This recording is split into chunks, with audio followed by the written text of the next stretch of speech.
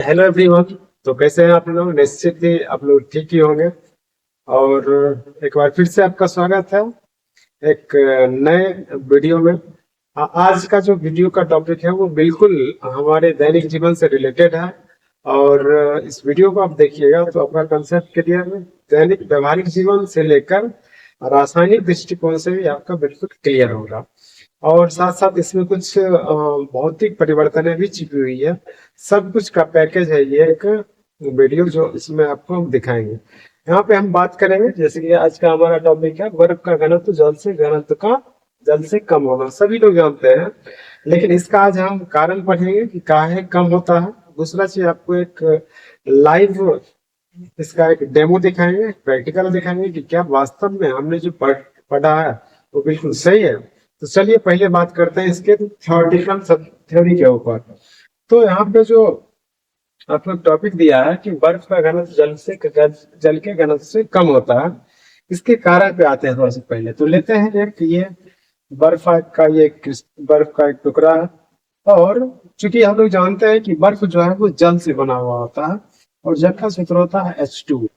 Actually इसमें होता क्या है बर्फ में कि H2O जो है, एक H2O अन्य चार जल के अणुओं से हाइड्रोजन बंधन के द्वारा जुड़ा रहता है। एक H2O जल के चार अणुओं से हाइड्रोजन बंधन के द्वारा जुड़ा रहता है। मान लेते हैं कि ये जल का अणु है, तो इस प्रकार से ये पूरे बर्फ के एक छोटे से टुकड़े में इस प्रकार से एक दूसरे के साथ ये जुड़ा हुआ है, ऐसे जुड़ा हुआ है। और इसके बीच यहाँ पे होता है हाइड्रोजन बंधन। हाइड्रोजन बंधन के कारण दो अणुओं के बीच ढीला ढीला रहता है, थोड़ा दूरी बना के रहता है।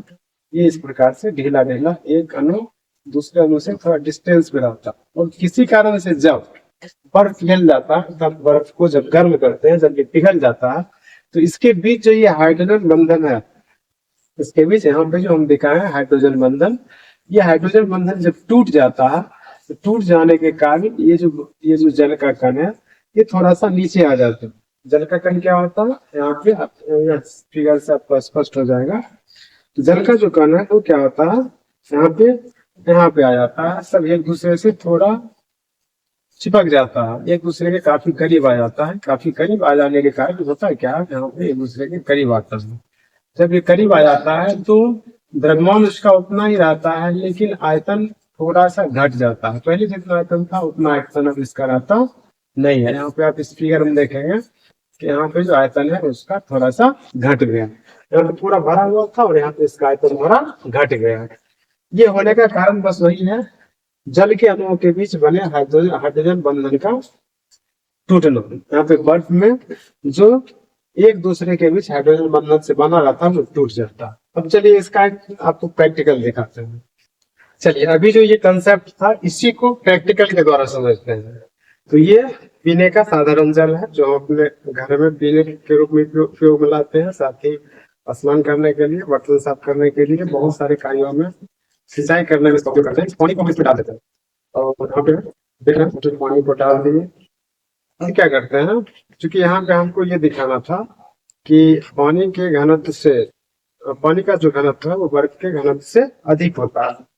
तो यहाँ पे ये इसमें हम बर्फ लाए हैं और बर्फ में जो पानी का अणु है वो बिल्कुल एक जो है, एक H2O अन्य 4 H2O के द्वारा हाइड्रोजन बंधन से बंधा रहता है, जिसके कारण इसका जो पैकिंग होता है थोड़ा सा ढीला ढाला होता है। और जब यही बर्फ यहाँ पानी के रूप में आ गया तो इसके बीच जो हाइड्रोजन बंधन है वो टूट गया और टूट के इसके आयतन को कम कर दिया। देखिए यहाँ पे डालते हैं ये बर्फ का टुकड़ा, ये बर्फ का, और इसको इसमें डालते हैं। तो यहाँ दिखाना पड़ेगा यस। अब ये बर्फ जो है, इस बर्फ के टुकड़ा को इस पानी के ऊपर डाल देते हैं। तो आप देख रहे हैं यहाँ पे स्पष्ट दिख रहा है कि जो बर्फ का टुकड़ा है, ये बर्फ का टुकड़ा है, ये पानी के ऊपर आराम से तैर रहा है।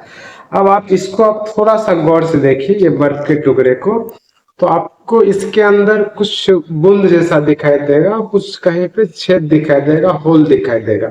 ये जो होल है, यही होल जो है वो हाइड्रोजन बॉन्ड बना के रखता है, और चूंकि ये बॉन्ड बहुत कमजोर होता है, तो जब इसको बाहर छोड़ देते हैं, थोड़ा सा इसको गर्मी लगता है, तो ये पिघल जाता है, वो बॉन्ड टूट जाता है। तो जो भी टूटता है तो इसका आयतन घट जाता है और घनत्व बढ़ जाता है। तो यहाँ पे स्पष्ट होता है कि बर्फ का जो घनत्व है जल के घनत्व से कम कम होता है। ये दोनों तरीके से हमने आपको बताया, एक यहाँ पे जो थ्योरी है उसके आधार पे, और एक यहाँ पे जो प्रैक्टिकल है उसके आधार पे। उम्मीद है वीडियो आपको अच्छा लगा होगा, तो चैनल को सब्सक्राइब कर दीजिएगा। Thank you, all the best. खुश रहिए, मस्त रहिए, जबरदस्त रहिए और लगातार आगे बढ़ते रहिए। Thank you.